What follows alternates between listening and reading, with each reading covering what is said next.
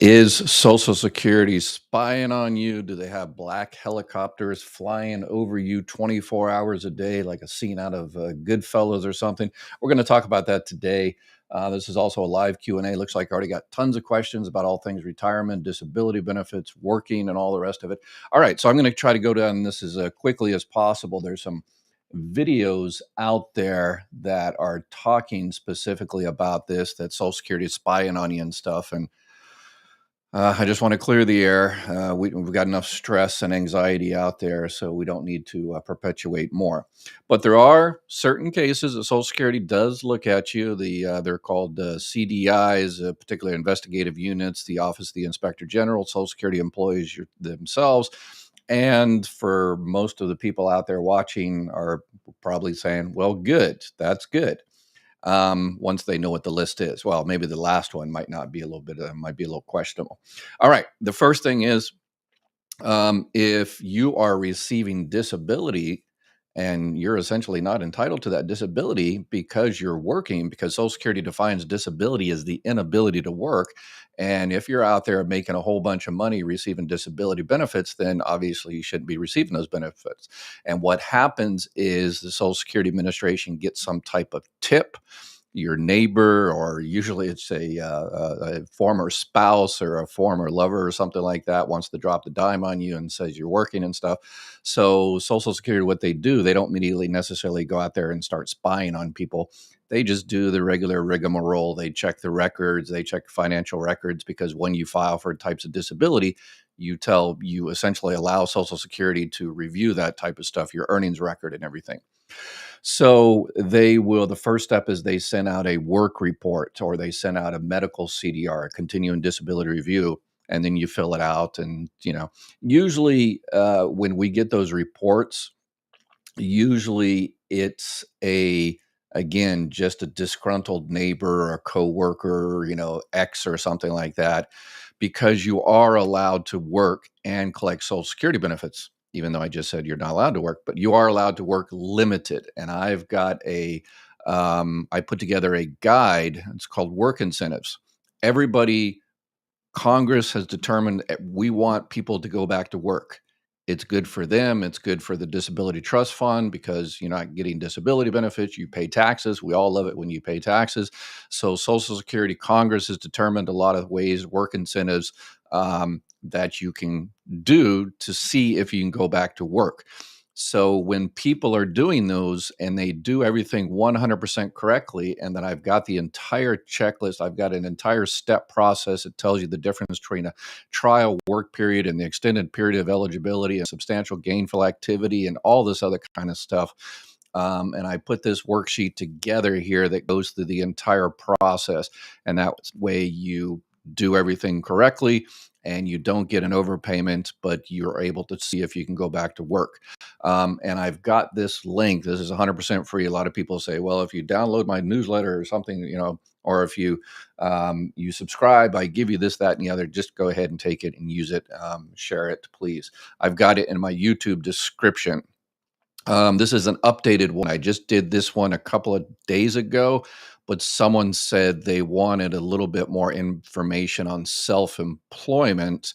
So I added self-employment. Step number 6. What if I'm self-employed? A lot of people have said, hey, I sell some stuff on Etsy or online or something like that. What do I do for self-employment? So I forget who asked me to add self-employment, but thank you. And I did. So this is a work in progress. So use it 100% free. So, and subscribe and like and share the channel if appreciate it. So you are allowed to work. A lot of the times Social Security is contacted about, hey, my neighbor's working and he's receiving disability benefits. And we go out there and say, yeah, well, the person is working because they're trying to see if they go back to work and everything is good. So, but sometimes people are not receiving disability are receiving disability when they're not supposed to. And that's when these CDIs, it's a kind of a unit, Office of the Inspector General, and there's usually a Office of the Inspector General person in charge of this little unit, and there's 50 of them across the United States, Puerto Rico and Guam and stuff. And then there's also someone, usually a little Social Security employee that's also added on there, and there's a DDS person, and so that's a team of about 3 or 4 or 5 people or stuff, and they are throughout the country, and come on, Social Security staffing is so very low. You have to, in order to trigger them to even start looking at you or come knock on your door or something like that, you have to be doing something very bad. And for those people out there, yeah, I guess you should be paranoid. But the most of the people out there, if you're working a little bit, you're allowed to work as long as you stay, under those limits. You've got nothing to worry about. Social Security is not, spying on you. They don't have the black helicopters. Social Security can barely stay above water now. They can barely answer the phone after 3 or 4 hours. Do you think they're, hiding in your trash can? Come on. Yeah, the social media people out there, stop stressing people out. All right. So disability. And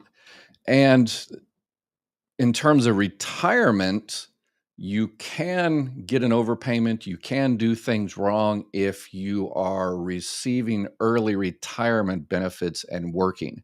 And for those particular cases, yeah, nobody goes out there and looks at you or anything like that. Social Security doesn't have that staff, and it's not necessary anyway, because once you do your taxes, then Social Security is notified the following year. And then if you have an overpayment, if you're paid too much, I did a video on overpayments yesterday, and people say, how did people get overpaid? Well, that's how they get overpaid. They work on disability and they work over the limits, or they work on they work while they're receiving retirement benefits and they work over the limits. Some people do as a strategic thing, and but so that's how people get overpaid. But in terms of people spying on you, early retirement, no, yeah, no, yeah, don't worry about that. There was a thing of quite a few years ago. So if you've ever heard about this, forget about it. It's called questionable retirement. Social Security used to do this about 15 years ago, where someone would come in and they would file for early retirement.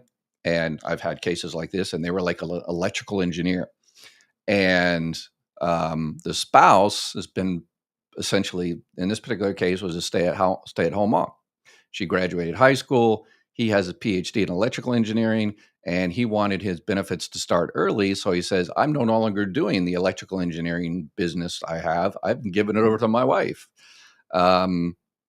Convenient, right? Because he wanted to start his benefits. So the idea was, well, is she an electrical engineer? No. Then that questionable retirement. But Social Security determined that those are too difficult to kind of ask about, and Social Security employees were kind of messing those up on a regular basis. So there is no such thing as questionable retirement anymore. So if you ever hear anybody talk about that, oh, I had that 10 years ago and they did this and Social Security doesn't do that anymore. So another way that Social Security may start looking at you is if you are a payee for someone.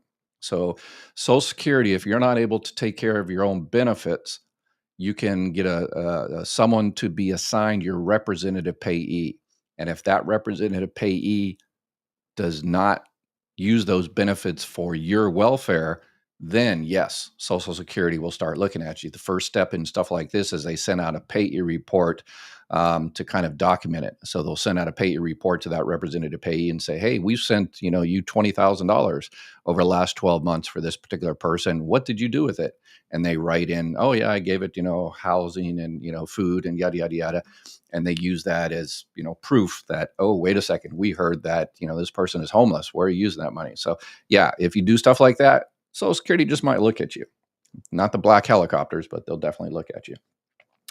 And yes, if one of the cases that they're talking about in social media is if you are collecting checks for someone that is no longer amongst us, yes, then yes, Social Security is eventually going to come looking at you, and you see, go into your state newspaper and then type in local woman Social Security fraud or something like that, and I'm sure you will find a case over the last 10 or 15 years of people collecting checks for relatives, mothers, fathers, uncles that were deceased. It does happen. My office was the third busiest office in the country. It doesn't happen very often. My office is the third busiest office in the country, and I think probably we had one in every 3 years or so.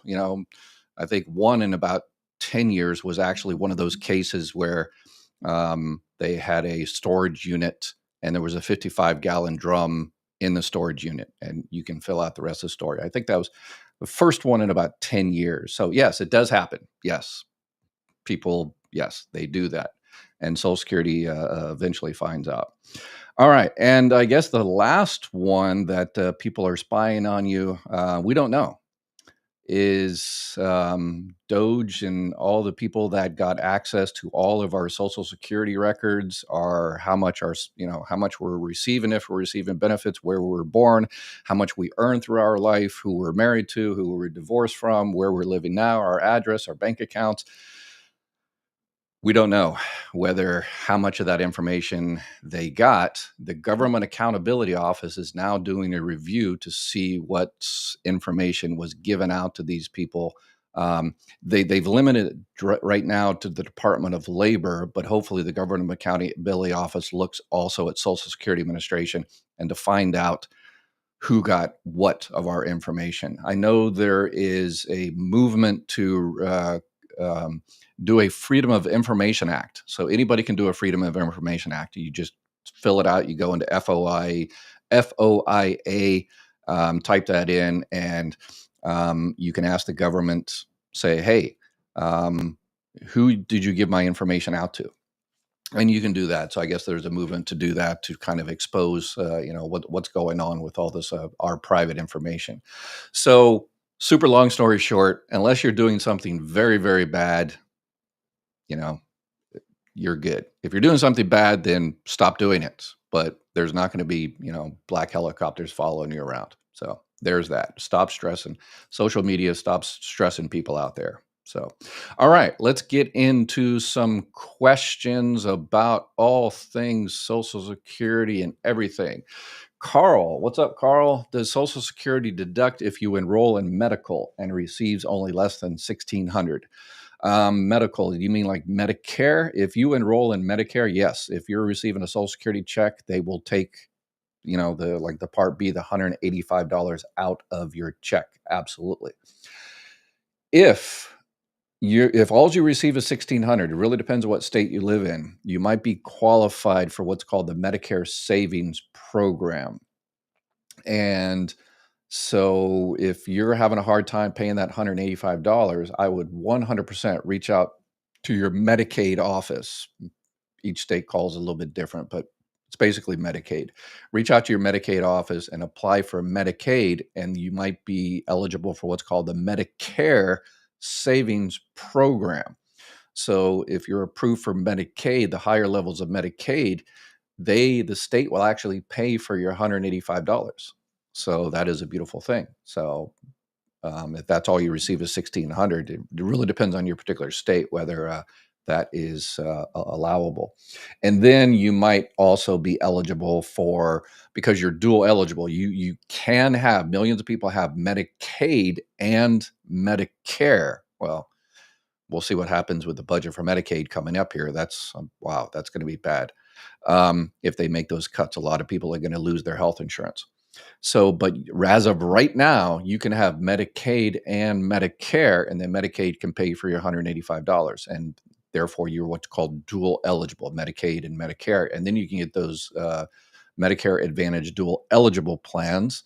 And you might get some more benefits, and you can reach out to the sponsor of our Q&A here chapter, and they can walk you through the whole process. So if you want to, and they can tell you, who to contact at Medicaid and what to do and everything like that, and see if they can save you any money.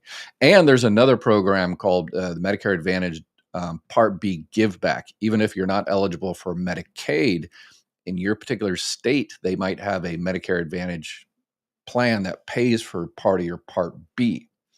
So you can call them up and see. I always recommend Medicare supplement plans, the Plan N or the Plan G. But if you're only getting $1,600 a month, you won't be able to afford. You're probably not going to be able to budget the Medicare supplement premium into your budget. So that's usually why people, stay away from those. But if you can afford the Medicare supplement plans, 100%,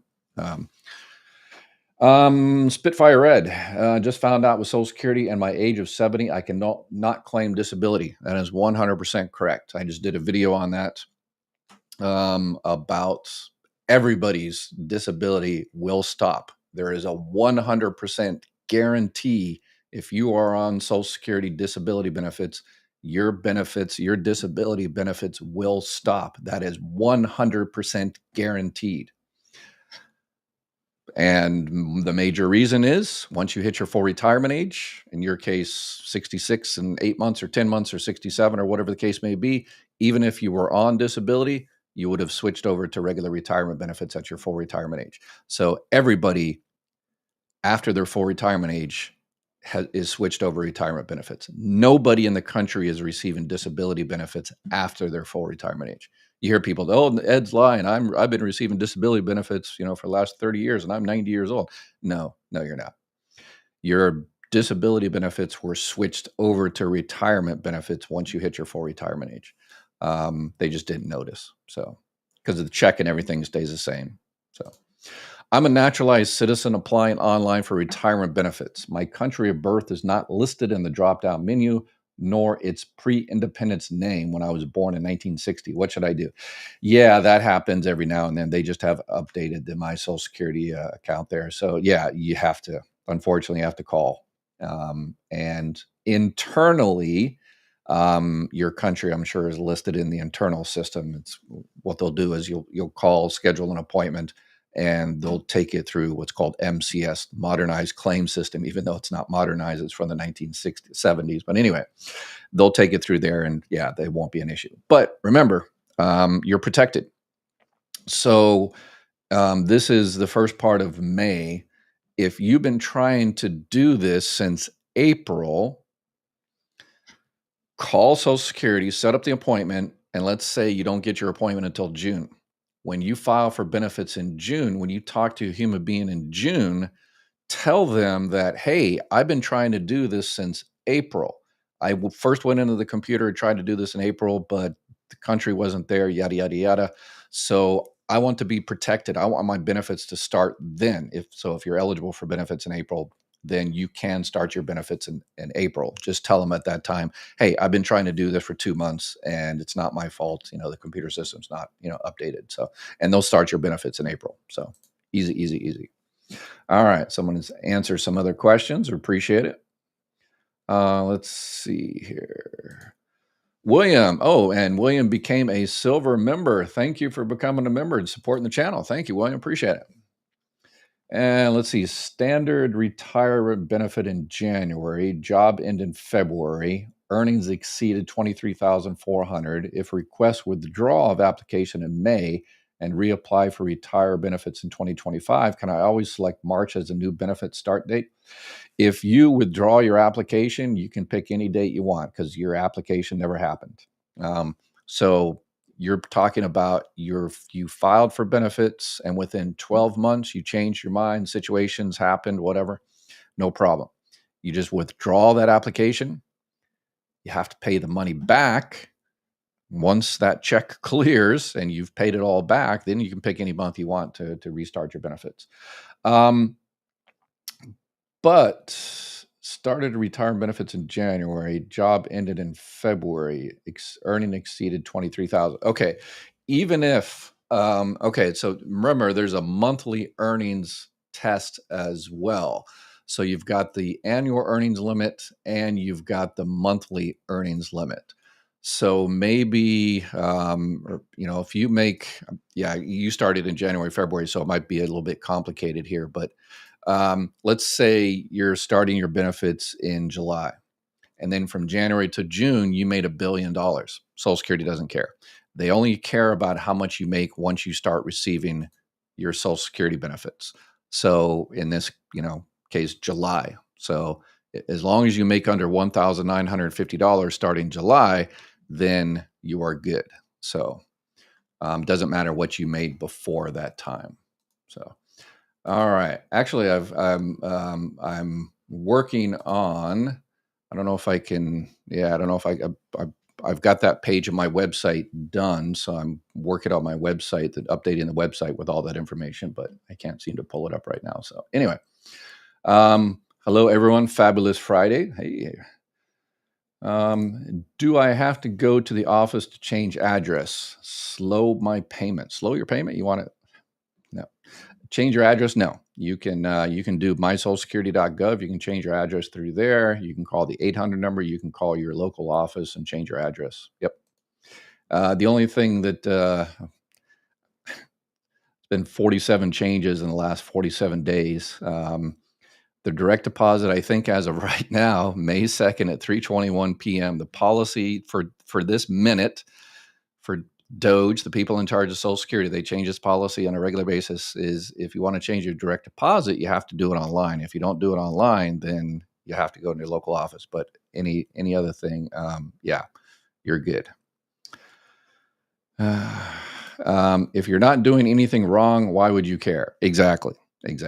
That's pretty much it. So, but a lot of people, they're just, freaking out. And particularly, people that are working. The big thing that overpayments, anytime I hear someone that says, I have a $30,000, $40,000 overpayment, I know exactly what it is. 99% sure exactly what it is. It was someone receiving disability benefits for a few years, and then they didn't know about the work details, like the guide I put up. They didn't stay within those parameters, and therefore they got overpaid for a year or 2 years or 3 years. So it's important to get that information out there to avoid all of this, to get people having that happen. Okay. I am eligible for full retirement in July. Do I have to wait for the day and the month of my birthday, or just a month is my birthday is the 20th? Yeah, no, you don't have to wait for your day of birth. You can start your benefits in July. So it's May now. You can, if you want to start your benefits starting July, you can go ahead and file online. If you've already signed up for Medicare at 65, then to start the money part benefits would be super, super easy, because you've already done the difficult stuff. You've already done, filing. Let me see. I'm trying to find. Yeah, I don't think I can do it on the fly here, because you've already done the difficult stuff, proving your age and your name and everything is correct. So if you've already done the Medicare Part A or B or just A or whatever the case may be, to start your monthly benefits is super, super easy, and you can go ahead and start that now. Number one thing is to make sure you've reviewed your earnings record, because that's how they are going to determine how much benefits you're going to make for the rest of your life, is based on how much you actually put in there. So if those Social Security records are not correct, you're going to get the wrong check. So go into mysocialsecurity.gov, check those earning records. If you can't get access, when you talk to a Social Security employee to file the claim, have them go over everything and make sure everything is correct. If a person on SSDI has tried the ticket to work and gets a new serious diagnosis, what is the next step for employers and family to advocate for the person? So if you've done the ticket to work, which is a company agency that Social Security contracts with to kind of help people switch to work. If you've got a new diagnosis, it's not really an issue unless your benefits is stopped, and because you've gone back to work, so your benefits have stopped, and now you're saying that you're disabled again. If it's within 5 years, and that's what I've got that guide up there for, it tells you it's called the expedited reinstatement. If it's within 5 years that your disability benefits stopped, you can reinstate those benefits. But it has to be for the same disability. If you're talking about a new disability, a new reason why you can't work, you have to file a brand new claim, unfortunately. So, all right, let's see here. Treasure Snyder, I retired at 64, but I have not started my Social Security yet. Is my full retirement age 67 or 66 in 10 months? Depends when you were born. If you were born in 1960 or after, it's 67. Let's see. Where and how do I report my self-employment earnings? I get SSDI. Then you need to contact Social Security. Yeah, contact Social Security. The self-employment, check out my guide there. Self-employment, make sure you report the right earnings. It's net income from business. So it's not your gross sales because you have gross sales and the rent and cost of goods sold and yada yada and all that kind of good stuff, right?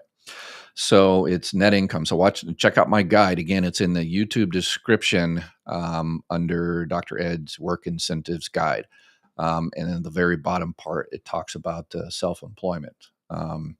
And it's not only about income, it's also about the number of hours you work. If you do about 80 hours, then even then that might kick you off. So, but check out that guide and it'll tell you all the details. Let's see here. Stephen, Dr. Ed, just to let you know, the 1099 I was referring to, I received was a SSA 1099 that Social Security sends Social Security folks how much Social Security benefits money was paid during the year. Yeah, yep. So when you go file your taxes and you want to find out, part of those taxes, you want to, submit your W-2s and 1099s and how much you actually got, then that's what Social Security gives you. They don't give you a W-2. They give you a 1099 that tells you how much you made. So let's see here. Joanne, I was born 1958, and this year I turned 67. I have not gotten any letters saying my SSDI is going to be SSI now. Yeah. But your full retirement age is 67, so it will switch. They usually send out a letter, but it's more of a bureaucratic thing. They stop taking your money out of the Social Security Disability Trust Fund, and now they start taking out of the Social Security Retirement Trust Fund. You really should receive. If they don't, sometimes it's a budget issue, but they really should, because a lot of people are making their lives difficult because they don't know about that switch. Number one is because you're no longer receiving disability benefits, you're no longer limited to work. So that whole, guide I put up there, that 13-page guide I put up there, has zero relevance to you. You can work and make as much as you want. Doesn't matter, because you're receiving retirement benefits and you're after your full retirement age. So don't sweat, work has no relevance. And then the second reason is you no longer have to sit around and worry about whether your disability is going to stop or you're, continuing disability review, because it's not, because you're not on disability anymore. You're on regular retirement benefits, and your retirement benefits won't stop. They will be reduced in the future because Congress refuses to do their job. But I know you're going to reach out to your politicians and tell them, what are you doing to fix Social Security in the future so those we don't get those benefit cuts. So, Pink, Dr. Weir, receiving SSDI, planning to apply for IEDS benefit. Will the benefit be reduced? Is SSDI deemed filing? Okay, good job. So number one, good job that you know about that. You must be a regular viewer. So now you need to go out there and help everybody else. So there's a lot of people out there that are receiving disability benefits, but they're scared to file for any other type of benefits: spouse benefits, divorce spouse benefits, independently entitled divorce spouse benefits, survivor benefits, because they think it's going to stop their disability. It's not. It will go on top of your disability. One offsets the other. You don't get, double the amount or whatever, but one offsets the other. So independently entitled divorce spouse, basically Pink is talking about that her ex hasn't filed for benefits yet, but her ex is at least 62 years old, and they've been divorced for 2 years. So that's what independently entitled divorce spouse is. And it is deemed filing. Yes. That means you pretty much have to file for it as soon as you're eligible for it. If you don't, then technically they can go back later and say, a year later, and they said, hey, you should have filed for that, when you were first eligible for it, 62 years old and stuff. So, and will it be reduced? Yes. Anytime you take benefits, those type of benefits early, then it will be reduced. Yes. But the deemed filing, technically, you notice I say technically, sometimes they don't catch it, but anyway. Is that 60 or 62 years old, you can get married for 9 months and able to claim spousal benefits? Okay. 60 is for surviving spouse benefits, and 62 is for all other spouse benefits. The 9-month thing is you're talking about surviving spouse benefits. So because you mentioned 9 months, you must be talking about the 60 surviving spouse benefits. Yes, if you were married to someone for at least 9 months and they passed away, after that 9 months, then you are potentially eligible for benefits on that person's record.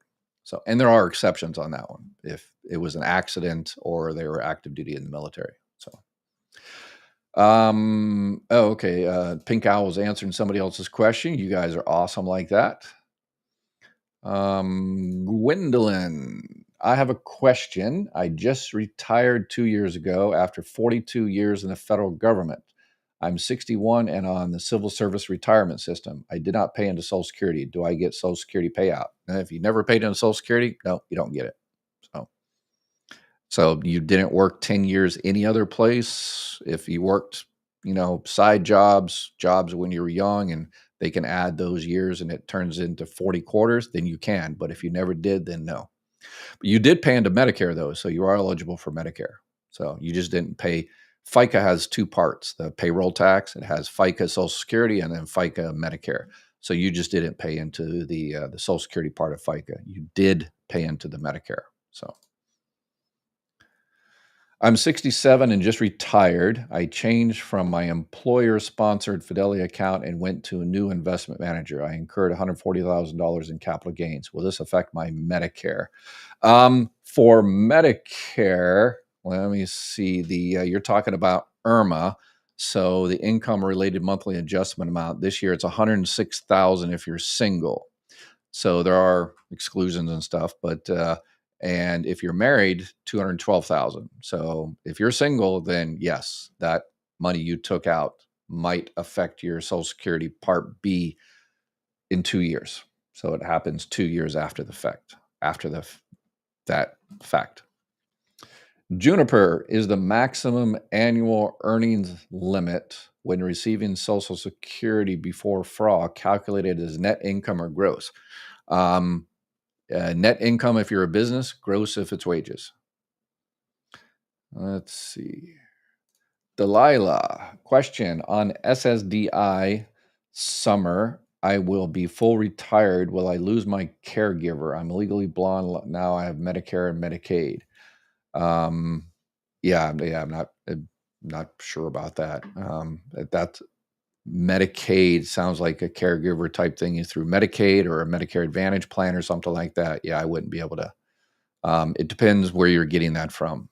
So that's one of the reasons I chose Chapter. If you had, if they help you with your Medicare supplement or Medicare Advantage plan, that's one of the reasons I chose them is because they're after service. You would just call them and they would tell you. But yeah. Breaking news in Trump administration asked Supreme Court to let Musk Doge team access Social Security systems. Wow. I think they've pretty much, the horse is out of the barn, right? But even more so, I guess, now. My ex-husband, and again, people say, well, why are you so scared of them accessing to look at fraud, waste, and abuse? I've got no issue with them looking at fraud, waste, and abuse, but that's not what they're doing. It's evident by what they're saying in the media is that, the whole thing, they believe the whole thing is a Ponzi scheme. Social Security is a whole Ponzi scheme, and they believe it's the biggest fraud in world history. And they're, telling all these, just outright untruths about 20 million people over 120 years old receiving Social Security benefits, and they haven't found $1 of that fact because it doesn't exist. They're talking about 1.3 illegals receiving Medicare, which doesn't exist. They're 1.3 million non-citizens that are here in this country legally that paid into the system that might be receiving it. Actually, they said one day it's 1.3 million people receiving Medicaid, and the next day they said 1.3 million people receiving Medicare. So they don't know the difference between Medicare and Medicaid. I did a video on that if you want to confirm. So if they were going in there with, honest intentions and not just saying just completely incorrect stuff from the beginning, then, I wouldn't have an issue with it. But it's if they go in there and start spouting those type of, incorrect statements, then yeah, that's not a good start. Is there fraud, waste, and abuse? Yes. My doctor told me he couldn't get involved with me getting SSDI. He's still my doctor, and when I got approved, let him know. Yeah, that's can't get involved. He's going to be involved. He has responsibility to get involved. You tell when you file for disability benefits, you tell Social Security that that's your doctor, and they will send a request for medical records. And there he's involved. He's providing those medical records. He has to provide those medical records. Yep. So let's see here. It gets I may move out of the country. I just did a video on this a few days ago. Will bank in the US. I'm taking out excellent insurance. How do I drop my Medicare living out of country, and will it screw up, delay my Social Security? No, you can't stop your Part A. That continues. That's zero premium anyway. But you can stop your Part B and save yourself the $185. But I warn you, if you're never, ever, ever coming back, then it's not an issue. But if you ever come back because you get sick or homesick or the political situation in that particular country goes crazy, whatever the case may be, then if you didn't have Part B and you didn't have any other type of, creditable coverage, then you're going to get penalized 10% for every 12 months you didn't have it for Part B, and you're also going to get penalized for Part D. So make that decision wisely. Choose wisely, as Indiana Jones would say. Wondering if you could do a video on how to work. Okay, before I read this, I've done over 1,000 videos, so I'm going to probably say there's a 99.9% chance that I've done this video, but let's see what he asks. Could do a video on how to work around the Medicare website. Set up my account yesterday, and I was totally lost navigating around. I'm not really computer savvy. Wow. I was wrong. You got the 0.0001% of the videos I haven't done. Yeah, the problem with doing those, here's the Social Security website, and here's how you do the file online and stuff like that, and here's the Medicare website, and here's how you do that, is they change that all the time. They tweak stuff, and then my video that I did last week is no longer relevant anymore. So, yeah, I'm not exactly sure what you're looking for to do. You just want to go ahead and sign up, in the website or something like that. Yeah. I'll definitely put that on my website or make a video about it. Or again, you can call Medicare. They have access to information on there. So how far behind are the offices on processing? Wow. Depends. Yeah, that's a loaded question. It's stated online 30 days, and you oiled apply 3 months out. My hubs applied, and of January for eligibility in April, still pending. Okay, so it sounds like just a regular retirement benefits. Eligibility in April, so you get your first check in May, so you should be getting your check here soon-ish, I guess. Yeah, all bets are off now with the person that originally had his claim, had his claim on that person's desk, and 3 other cases on that person's desks. But Doge decided to, remove that person from the agency. And now there's a desk sitting there with 300 cases, and one of those is your husband's, and they're trying to find another employee to give it to. So that's probably the situation. So call your politician and say that's completely unacceptable. And if you need the money, tell them to expedite it. I have time to see that it doesn't start in the middle. Okay.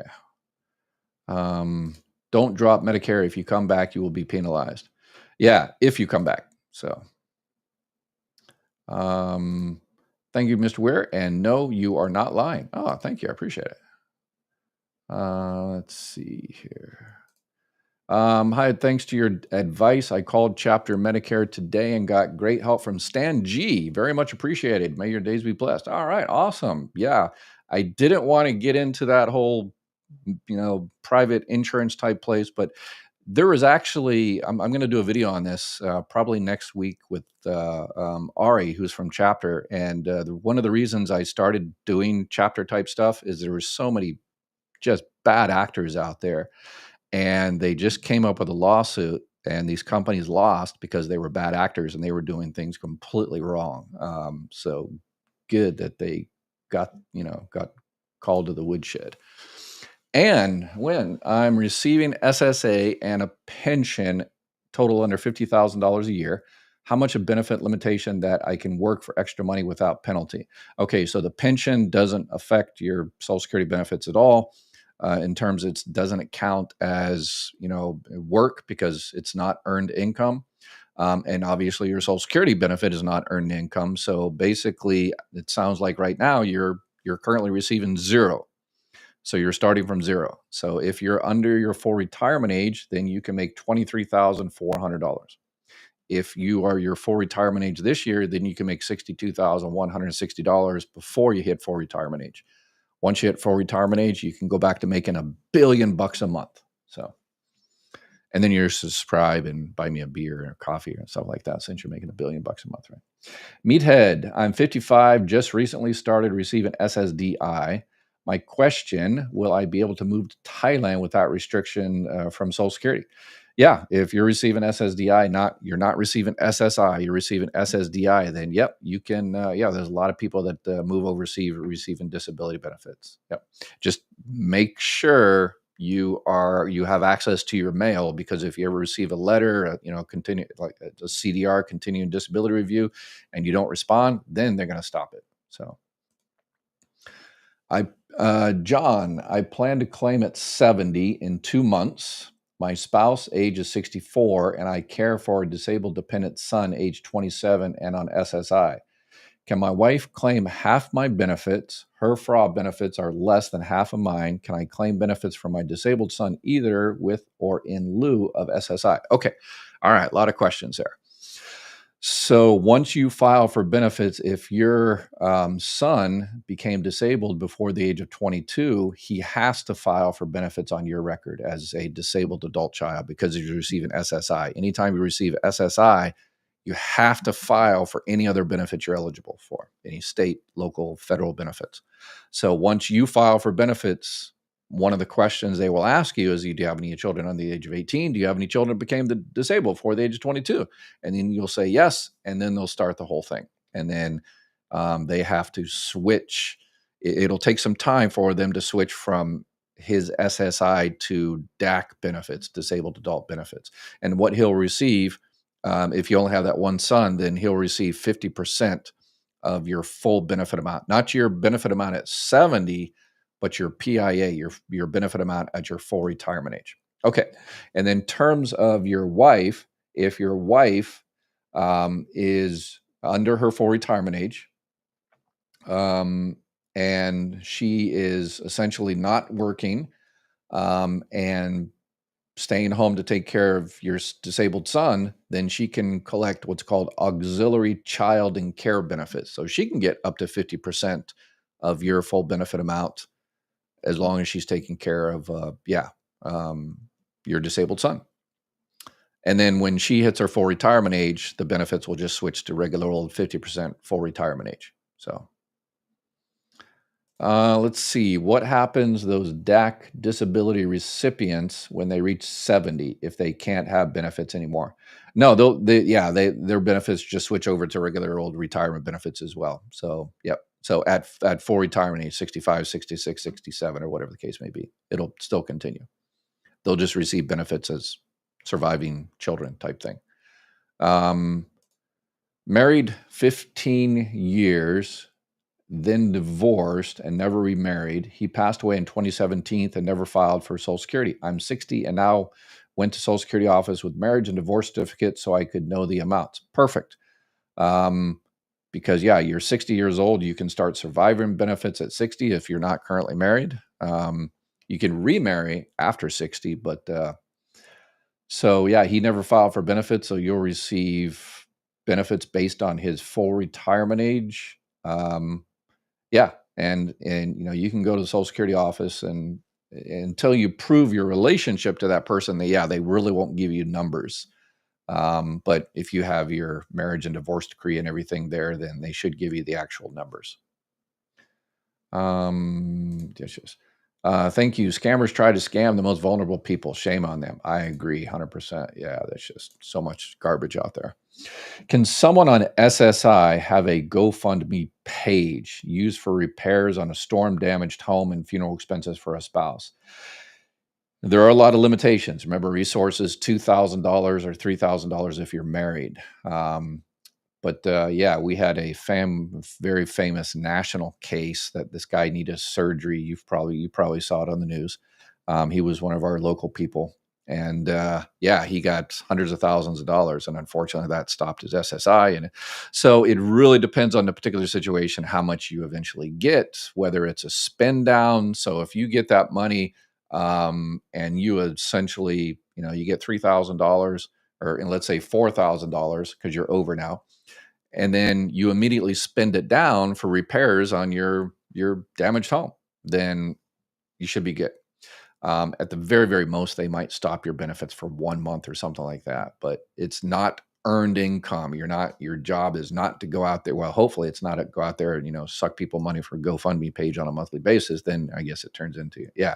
But just contact Social Security, contact your SSI person in your particular office and say, hey, I'm single, so I know I'm allowed up to $2,000 of resources.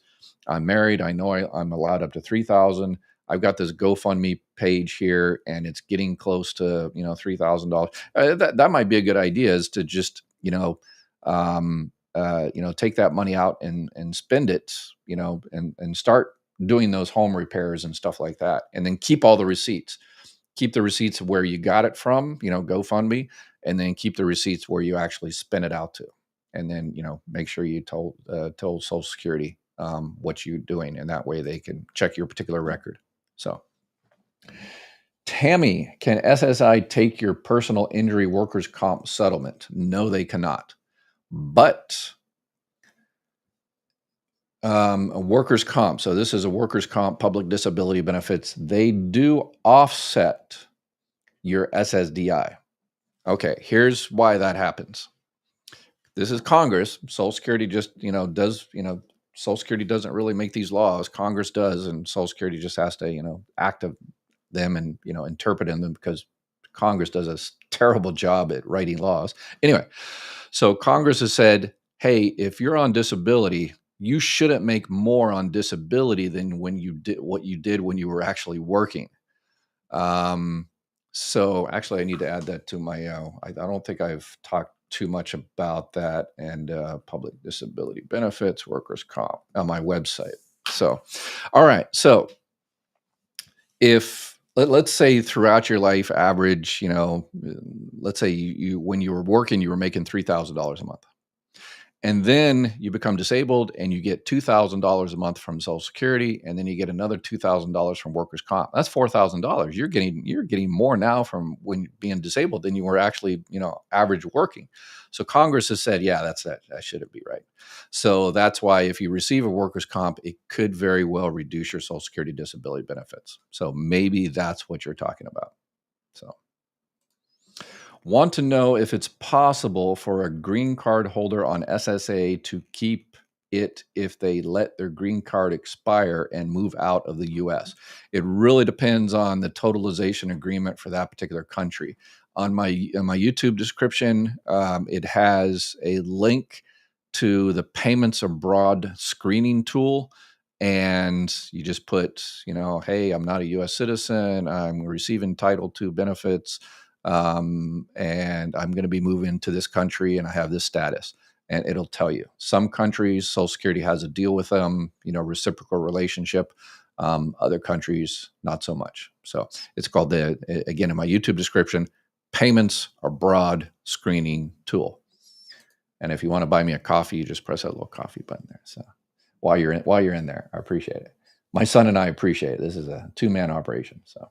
Why are the militaries have both Social Security income and SSDI, plus they also have a VA military pension? They are receiving 3 incomes every month. Can you explain that, Dr. Ed? So unfair. Yeah. Yeah, but if you work for a company and get disabled and you have your personal, disability insurance from there, then you could very well receive SSDI, and yeah. Yeah. So That's the way the system is. Please, I've asked for several sessions. Can you explain SSDI offset and does it end? Yeah, the only SSDI offset is what I just answered. Was this the same person here that I just answered? No, this is a different person. Yeah, Sai was the one that answered. No, it wasn't. Okay, well, anyway, so yeah, that's the SSDI offset is basically that. Unless you're talking about an overpayment or something like that. But yeah, if it's a workers' comp, public disability benefits, then it's offset. And this is not, if you have a private disability insurance, that doesn't offset. It's only a public disability, workers' comp, public disability benefits. And one of the other things is if you take a lump sum, some people try to take the lump sum of that workers' comp so it doesn't affect their SSDI. Yeah, nice try. But no, what they do is they say, okay, you took a lump sum of $500,000. And what they do is they look at the actuarial table of how long someone, your gender, will live. And they say, okay, you're expected to live for another 15 years. So they take that $500,000 divided by 15 years, divided by 12 months. And they say, okay, this is how much we're going to, yeah. So yeah, you can't get around that particular system. Lori, part 2. Social Security office told me, and I can't turn in marriage divorce papers for survivor benefits until I am ready to apply. How can I get the bracket amounts, including FRA? Okay, yeah. You can't apply until you want to apply. You can't turn them in. You can turn them in, but it's a waste if you turn them in because, yeah, anyway, you'll have to turn them in again. But here's what you do. If you really want, to know the numbers because you want to be able to plan, you're good like that, awesome. Then you just set up an appointment. And because you talk to the person at the front windows, the CSR, the customer service representatives, and they're not the one that does the calculations, anything. So you actually have to talk to a Title II CS, a Title II of the Social Security Act claim specialist. That's what I was before I became a manager. And they will run the numbers. They will put you in the system and they run the numbers and stuff like that. And then at that time, you'll tell them, oh, okay, that's what the numbers are. Oh, okay, never mind. And you just walk out.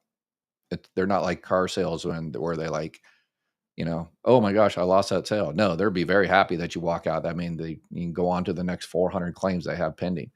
So you just tell them, oh, okay, those are the numbers. All right, I'll come back next year, or 2 years from now, or 3 years from now, or whatever the case may be. So that might be the best way for you to do it. So, or you can tell the person at the front window that you're going to do that. And if they don't give you at least a general estimate of the numbers. So I got on disability in about 2004. I was a hairdresser and tore up my hands. I was declared totally disabled. Now I have peripheral neuropathy, not non-diabetic. Now I cannot walk or do much for myself. Is this my sister?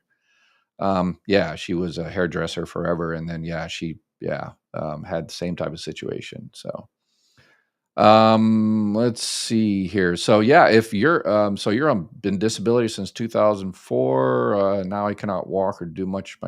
So there is no extra disability for being extra disabled. Once you're disabled from Social Security, then you're just disabled from Social Security. If you need any other type of help, make sure you check out the video I did on living on Social Security alone. I finally did the smart thing and put a link to that in my YouTube description. So on my YouTube description, it'll say living on Social Security alone. Watch that video. It goes through like about 50 different programs that might make your life easier. So definitely check those out. So Terry, what's up, Terry? Son with Huntington's disease on SSI, unable to work. Does he have to constantly report that he can't work? No. If he goes back to work, just does little odd jobs here or there, then make sure he notifies Social Security. But no, just tell him to go on with his life. And then if he gets a CDR, when you're on SSI, you'll get, I'm sure you get the RZs, limited issues, redeterminations, all basically the same thing. Social Security, the SSI people contact you once every 6 months or every year or something like that and say, hey, did you hit the lottery and make $1 billion? Did you get a inheritance? Did you, whatever? Everything is, have you moved? Has your rent increased? Has it decreased? So you'll continue to get that. He'll continue to get that. So, oh, Ralph, $20 donation. You are too awesome. Thank you. Looking at himself in the mirror saying, thank you for being with you. Oh, thank you. I appreciate it. You are too awesome. Thank you. Thank you. Thank you. Paula, I was age 61 in 2010 when my husband died and I started drawing widow's benefits. I'm 76, almost 77. Any way to get a raise after other than COLA? Um, no, not really. Remember, you're still on widow's benefits. Did you check to see if your benefits on your own record are now more? A lot of people miss that. At 70 years old, hopefully your benefits on your own record are not more. Well, if they are, then you've lost 7 years of benefits, of extra money. So hopefully that's not the case, but I guess hopefully it is the case because you'll get more money now, at least going forward. So if your benefits on your own record are more, you can switch over to your own benefits. And but other than that, other than COLA, no. You can save money, getting the right, Medicare plan. You are able to work because you're past your full retirement age, and work doesn't affect your benefits at all anymore. So stuff like that you can do. Connie, hello. I'm on a survivor Social Security. I'm 71 now. How hard will it be to change to my own Social Security claim? Not hard at all, but you're a year late. Um, if your benefits on your own record, as I was just talking to Paula, if your benefits on your own record are more, then you should switch over to that the month you turn 70, because after that you're losing money. Actually, well, there's a 6-month retro that they can do. So if you're 71 now and you call Social Security and you say, hey, I want to switch over to my own record, and they say, wow, you should have done this a year ago, at the very least, they can give you 6 months of retroactive pay, where they can pay you back 6 months of that extra benefit amount. So hit thumbs up, people. 1,200 people watching. Yes, please. That's how we teach these computers that this is important information. You hit the like button and the thumbs up, and I think those are the same things. But anyway, share and all that. Corey, payment date is the 3rd for my dad, and since I receive off of his record, we both got paid in full today. Yes. And this is, again, social media out there, playing all this BS about people getting paid twice in 1 month and stuff like that. And they do all these clickbait type stuff where they say, well, you get 2 checks this month. Click here to check out. And, then they got you. It's basically, if your benefits usually come like on the 1st, and the 1st is like a Saturday or Sunday, then they will pay you a couple of days before, 1 or 2 days before. And then you'll get 2 checks in May, but you're not really getting 2 checks, an extra check. You're just getting the next month's check a day or 2 early.